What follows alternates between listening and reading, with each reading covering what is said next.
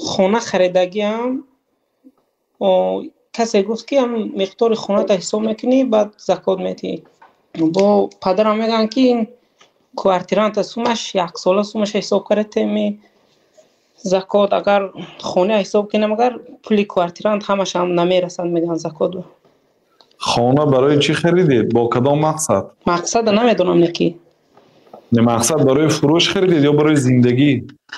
آینده برای زندگی کردن. زکات نیست وای خانه با. حاضرش به نیو آینده با. حاضر چه میکردی؟ حاضر کوارترانت دادگیم. هیچ گپی نه اون بیام زکات نمیتید. مثلا یک آدم 100 تا کوارتیر دارد همشه به اجاره داده است. به خانه هاش نرخ خانه هاش حساب کرده زکات نمیتید.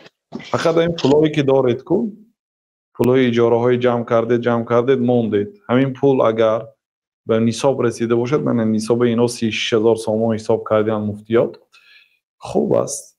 36000 سوم به کی رسید نصاب است از این زکات داده میشه الکی دونیم فایدهش. اگر 36000 سوم برسیده باشد پولتون یک سال گذشته باشد بله زکات میتید اصلا از 36 بالا و چقدر که باشد دونیم فایدهش زکات میتید. خودی خانه و زکات نمیتید برادر.